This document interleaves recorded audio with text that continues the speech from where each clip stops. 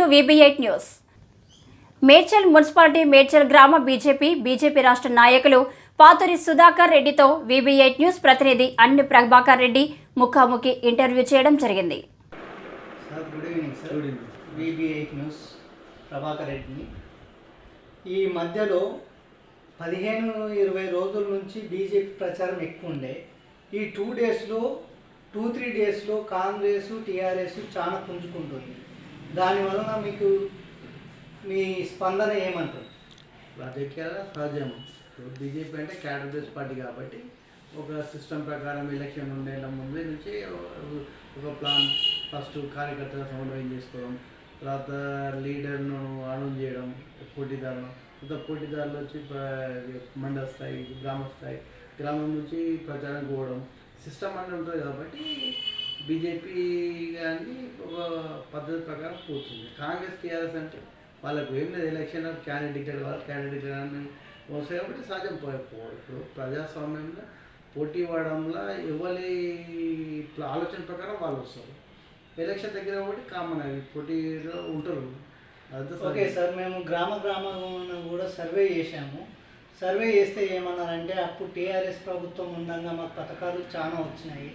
అప్పుడు ఈటల రాజేందర్ గారు 30 ఏళ్ళ పరిపాలన నుంచి తెలంగాణ నుంచి పోరాడిండు. తెలంగాణ గురించి 2 దఫాలు ఆర్థిక మంత్రిగా, ఆరోగ్య శాఖ మంత్రిగా చేసి కరోనాలో కూడా చాలా ఆదుకున్నాడు.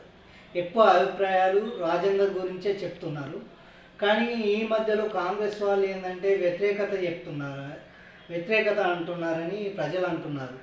వాళ్ళు ఏంటంటే వాళ్ళు ఏమి చేయలేదు, కుంభకోణాలు ఎక్కువ లేపారు, టీఆర్ఎస్ ప్రభుత్వం ఏం చేయలేదు, మోడీ ప్రభుత్వం కూడా ఏమి ఇవ్వలేదు, తెలంగాణ రాష్ట్రానికి నిధులు రాలేదు, ఏం రాలేదని అడుగుతున్నారు. వాళ్ళ యొక్క అభిప్రాయం, దానివల్ల మీ యొక్క అభిప్రాయం ఏంటి? టీఆర్ఎస్ ఓడగొట్టడానికి కారణం ఏంటి? వాళ్ళ అవినీతి కదా. గ్రామ సర్పంచ్ కానీ, మున్సిపల్ చైర్మన్ కానీ, ఎమ్మెల్యే అవినీతి ఉందని దూరం పెట్టారు. ఇప్పుడు బీజేపీకి రేవంత్ రెడ్డి చాలా హుషారు పెట్టారు. ఇప్పుడు ఏ రూట్ కాడ రకం. ఇంకోటి ఏంటంటే ఇప్పుడు ఏడాదికి 1,00,000 కోట్లు ఇస్తుంది కేంద్ర ప్రభుత్వం. ఏడాదికి 1,00,000 కోట్లు. ఇప్పుడు 9 ఏళ్ళ దాదాపు 9 లక్షల కోట్లు నిధులు వచ్చినాయని ఇన్ఫర్మేషన్ యాక్ట్ కింద ఉన్నట్టే పెట్టింది కేంద్ర ప్రభుత్వం చెప్పింది. అంతేందుకు ఇప్పుడు గ్రామాల అభివృద్ధిలో కానీ, మున్సిపల్లో కానీ, రోడ్లు కానీ, మోరీలు కానీ, ప్రతి డెవలప్ ఈవెంట్, పెన్షన్లు, ఉద్యోగం, ప్రతి దాంట్లో రాష్ట్ర ప్రభుత్వం ఖర్చు పెట్టే ₹100 40-50% కేంద్ర నిధులు ఉంటాయి. అది బీజేపీలో ఇంతకుముందు ఉండే, ఇప్పుడు ఎక్కువైనాయి అంతే. ఓకే సార్, ఇప్పుడు మన బీజేపీ తరఫున ఎంపీ ఈటల రాజేందర్ గారు కదా, ఎంపీగా గెలిచిన తర్వాత నిధులు వస్తే ఏమేమి పథకాలు అమలు చేస్తున్నారు? ఇప్పుడు బీజేపీ ఈటల గారు ఎంపీ గెలవడం వల్ల ఇప్పుడు ఇంతకుముందు రేవంత్ రెడ్డి పట్టించుకోలేదు అసలు. ఇప్పుడు ఏదైనా ఇప్పుడు ఒక ఫ్లైఓవర్ కావాలి, ఒకటి కేంద్ర మున్సిపల్ ఉంటాయి, కొన్ని మున్సిపల్లకు కేంద్రం నుంచి డైరెక్ట్ నిధులు తెచ్చుకోవాలి. అంటే స్పెషల్ ఒక ప్రాజెక్ట్. ఇప్పుడు ఎక్కువ మున్సిపల్ ఏం ప్రాబ్లం ఉంటుంది, ఎక్కువ డ్రైనేజ్ వాటర్ ఉంటుంది. డ్రైనేజ్ ఫిల్టరేజ్ కోసం ఒక ప్రాజెక్ట్ ఇస్తే దాన్ని కేంద్ర ప్రభుత్వం 60-70%, 90% సబ్సిడీతో ఇవ్వచ్చు. అంటే దాన్ని తీసుకునే ఎంపీ, ఎమ్మెల్యే, కేంద్ర ప్రభుత్వం ఉన్న మినిస్టర్తో మాట్లాడడం వల్ల నీకు 80% సబ్సిడీ కింద డైరెక్ట్ నిధులతో చేయొచ్చు. అదొకటి.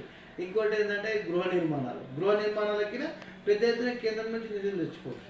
ఓకే సార్, 50 సంవత్సరాల నుంచి ఇక్కడ ఫస్ట్ తెలుగుదేశం పార్టీ నుంచి దేవేందర్ గౌడ్ ఉంటారు మంత్రిగా ఈ మేడ్చల్లో.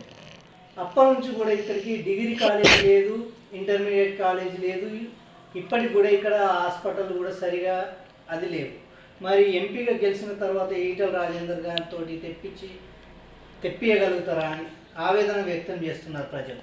ఇంకోటి యాక్చువల్గా ఏంటంటే నిజానికైనా మేడ్చల్కు 1978 అంటే దాదాపు 50 సంవత్సరాల క్రితం, అంటే ఇవి 20 అవి దాదాపు 20 అంటే 45-50 సంవత్సరాల క్రితం చెన్నారెడ్డి ముఖ్యమంత్రి చేసిన అభివృద్ధి తప్ప ఇది ఇండస్ట్రీ కానీ, డిపో కానీ, హౌసింగ్ బోర్డు కానీ మేడ్చల్లో ఆయన తర్వాత కాంగ్రెస్ కానీ, టీడీపీ కానీ, టీఆర్ఎస్ కానీ, మళ్ళీ కాంగ్రెస్ కానీ, ఇప్పుడున్న 10 ఏళ్ళు టీఆర్ఎస్ కానీ స్పెషల్గా అంటే దీన్ని చేసినామని ఒక్క కార్యక్రమం లేదు.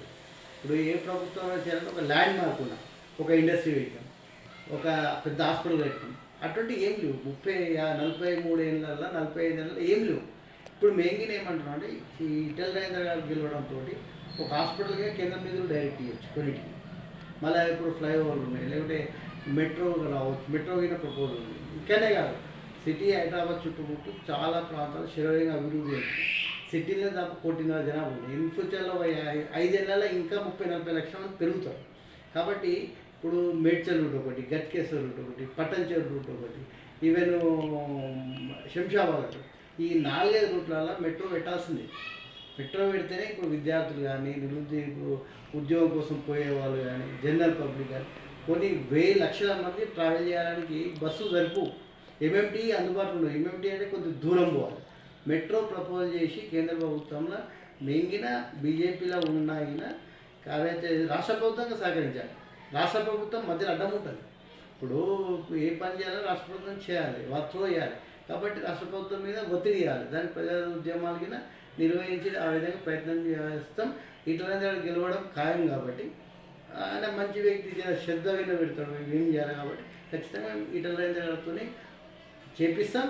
చేయడానికి ఆయన ముందు పెట్టి మేము పక్కతో ఉద్యమాలు చేయడానికి సిద్ధంగా ఉన్నాం స్థానికంగా. ఓకే, రాష్ట్ర నాయకులు బీజేపీ పాతూరి సుధాకర్ రెడ్డితో ముఖాముఖి ఇంటర్వ్యూ. ఆల్రెడీ ఈటెల రాజేందర్ గారు గెలుపు ఖాయమని చెప్పేసి ధీమా వ్యక్తం చేస్తున్నారు. ప్రజల నాడి కూడా బీజేపీ అని ప్రతి గడప గడపకి వెళ్ళినా కానీ, ఇంటింటి ప్రచారం చేసినా కానీ, డోర్ టు డోర్ టచ్ చేసినా కానీ, మహిళలు కానీ, యువకులు కానీ, ఎవరు కానీ ఈటెల రాజేందర్ గారిని గెలుస్తామన్నారు. ఇదొకటి సార్, బీజేపీ వస్తే 350 సీట్లు కింద గెలిస్తే ఈ రిజర్వేషన్లు రద్దు చేస్తామంటున్నారు. మరి దాని గురించి కూడా పబ్లిక్ కొంచెం వెనక ముందు అవుతున్నారు. ప్రజలు అంటున్నారు రిజర్వేషన్లు రద్దు చేస్తామంటే మా బలహీన వర్గాల వాళ్ళు ఎక్కడికి ఏంటి వాళ్ళ ప్రాబ్లం అయిపోతుంది కదా, ఒక ఆలోచనలో పడిపోయినారు. దాని గురించి మీరు ఏమంటారు? ప్రజలలో స్పష్టంగా ఉంది, లీడర్ కన్ఫ్యూజ్ చేస్తారు. కాంగ్రెస్ నాయకులు మీడియాలో దాన్ని. ఇంకోటి, ఈ దేశంలో ఎస్సీ ఎస్టీ బీసీలే 90% మంది ఉంటారు. వేరే అదర్స్ ఓన్లీ 10%. ఎవడన్నా మెడ మీద తలకే రాజకీయ నాయకుడు రిజర్వేషన్ తీయలేరు. ఈవెన్ రాజ్యాంగం అనేది